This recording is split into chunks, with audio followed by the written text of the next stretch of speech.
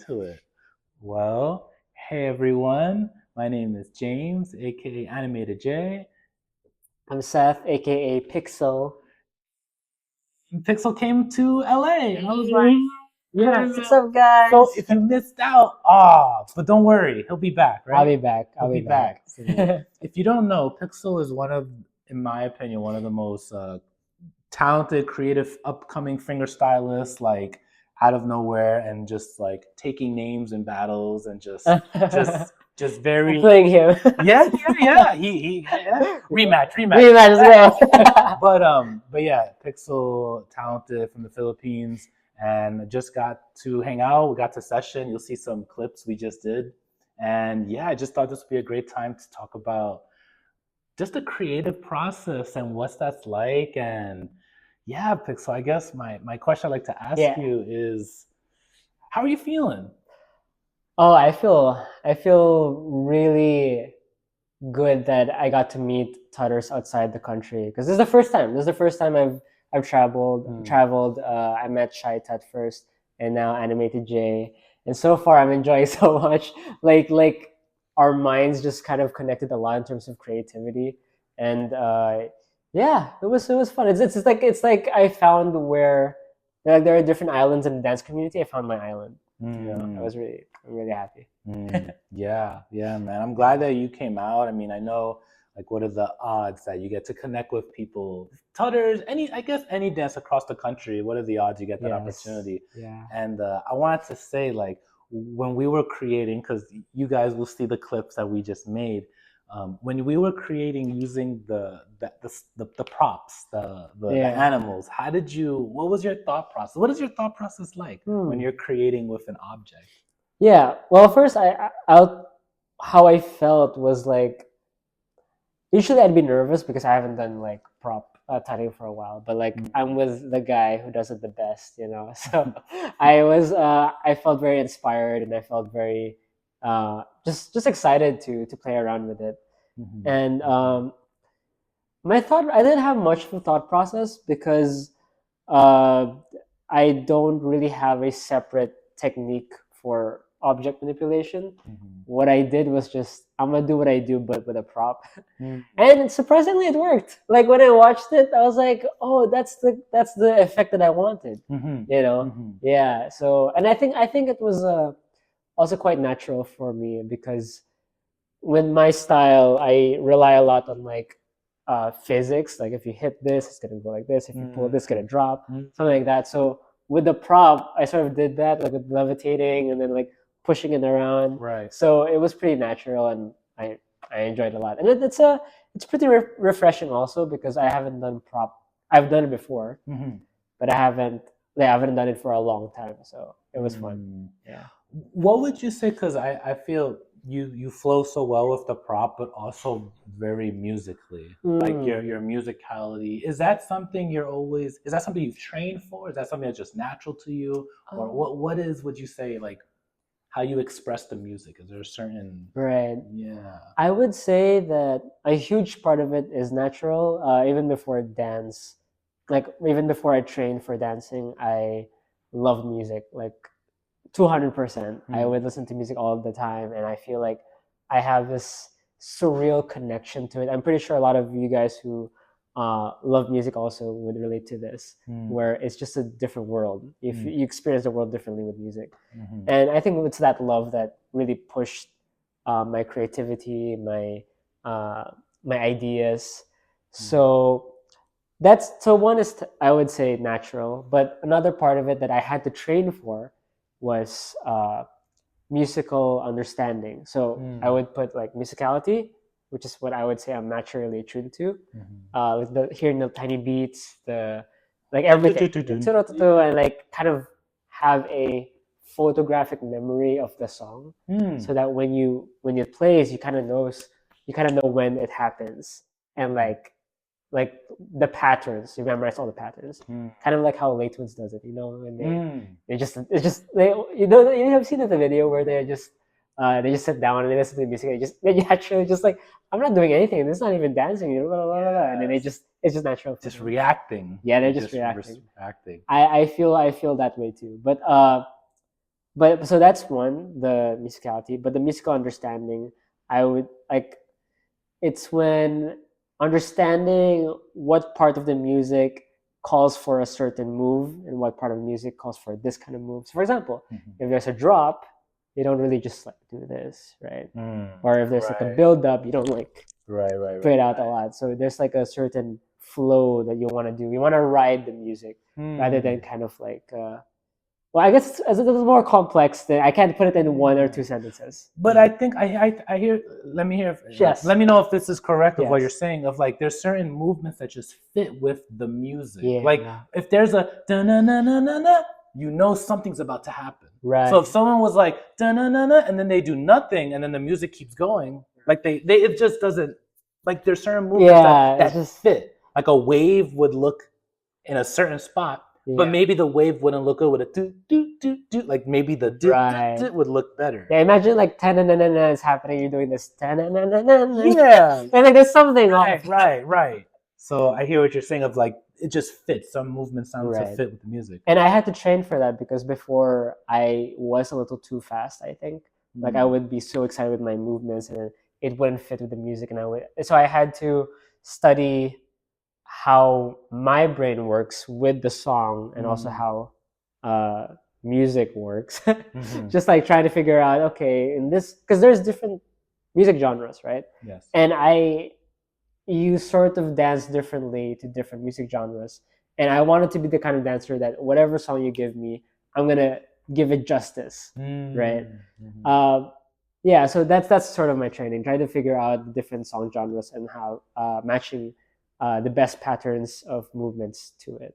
Yeah. Took a while.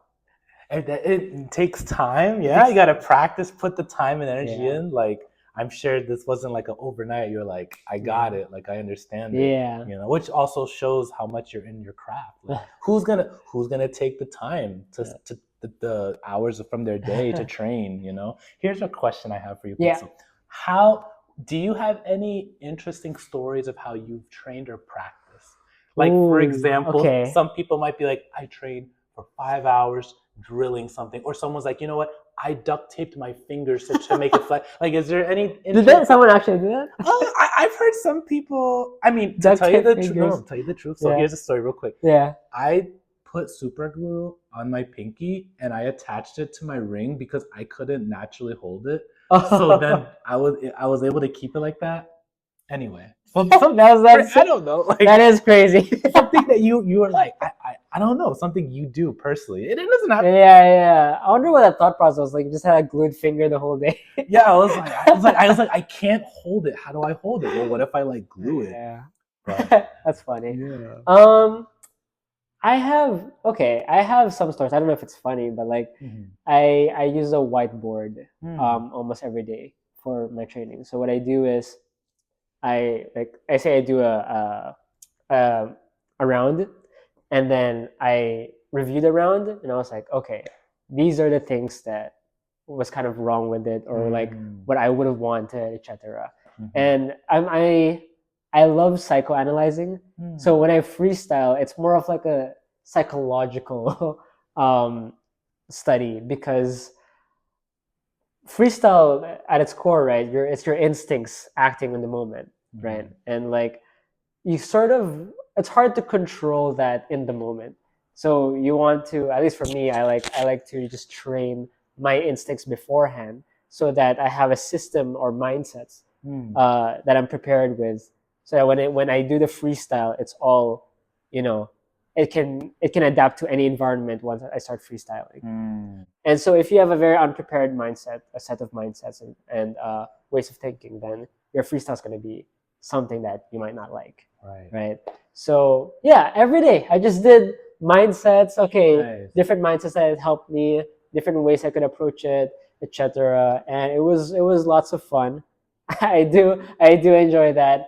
And then until to the point that I am kind of satisfied, that I'm confident. Like any song that comes up, I'm gonna And I believe that it's different for everyone. All of us approach freestyle differently and music differently, and that's why it was so important for me to study myself, because I know that how I'm gonna play around with it and how I approach it will be really different from other freestylers.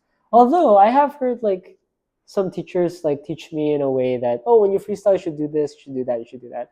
And maybe some like are some techniques are fitting for a majority or for a lot of people. But for me personally, there's just a lot of it just doesn't stick with me. Right. So I had to just create my own, which is fun. I think everyone should. I think everyone should. Right, because you get to learn things that no one can teach you. Yeah. No one can teach Yeah. you. They can teach you what they know. And Yeah. these are some methods of how to freestyle.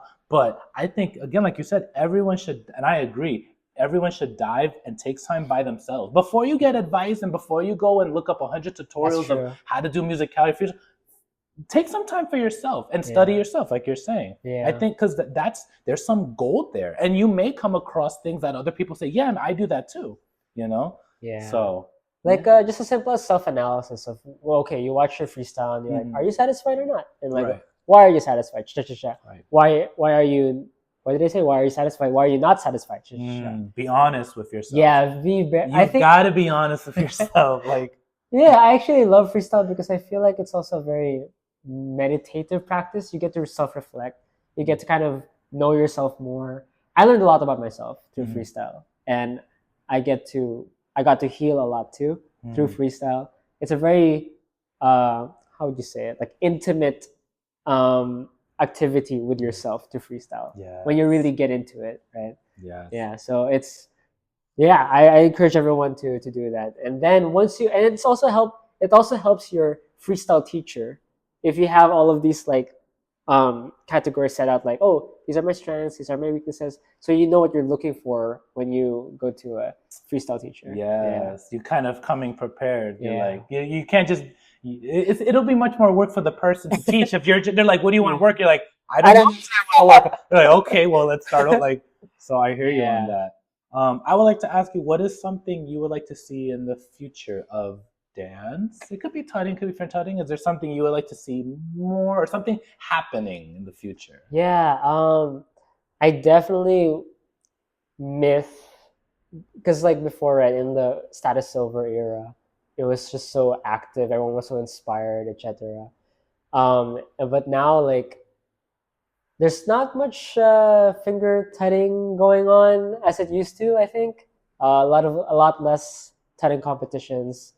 I would love for the community to be more, like, I don't know, just do stuff. I'm just excited to do stuff. I think this one step, like meeting you, meeting Shy Tut, and eventually meeting the other tutters here in LA. This is a start to being more active. But yeah, I wish there was like more events that we could come together, and I guess more people to get inspired by with those events, right? Yeah. I know we were talking about the days of like Status Silver and Finger Circus, of just how it was a very like the golden age or the renaissance of that. Yeah. Everyone's like, whoa, what is this? And the community grew a lot. Yeah. So many people got inspired, including me. Yeah. And I think that's why maybe there are less and less finger tutters now, because we don't have a lot of people to look up to that are active. Yes. Yeah. We could start that. That's the thing, you're right. It's like, who will then take it? Who's gonna do it? Torch and I'm down. I wanna participate. We gotta ask ChatGPT to use AI. We gotta ask ChatGPT. How do we bring it back? We gotta say tutting, finger tutting. They'll give us a whole list. Right. My last question I'd like to ask you is, if the world is listening, right? The world's listening to you right now. What would you want to tell the world? Oh man, I wanna.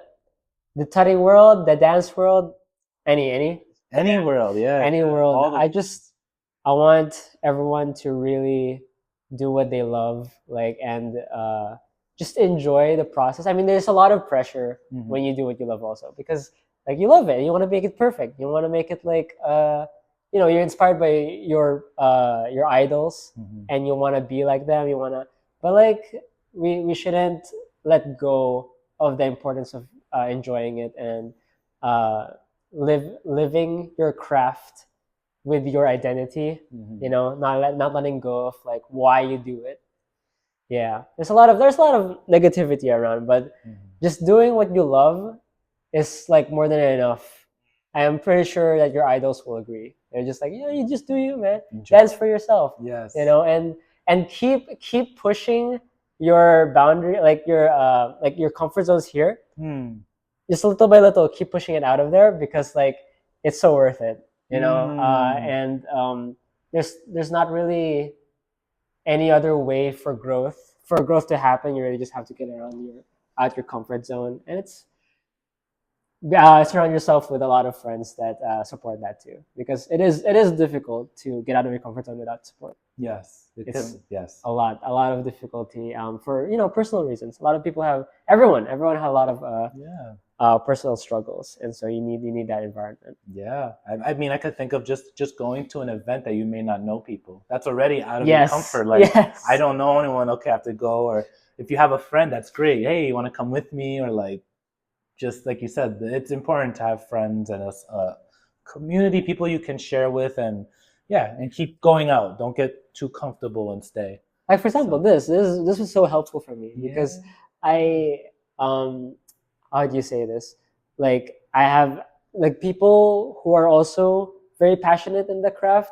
It's so contagious. The passion, the love, the innovation. So I haven't been tutting for a long time, but just this interaction made me just like, okay, I want to dance again. I want to do some tutting. Yes. It's difficult for me to push myself without others. So community is a big deal, I think. Yeah, it is. Well, you watching, hopefully you can build your own community or join the tutting community. Let's go. If you've never, like, hit up Pixel, hit up DM me. DM, share, connect. But again, much love, Pixel. It's a pleasure that you came through. Thank you so much. Yeah, it was so fun. What are the odds? So we'll do this again. Oh wait, did you sign the board? I haven't yet. We gotta get you signed the board. Sign the board. All right. Take care, everybody.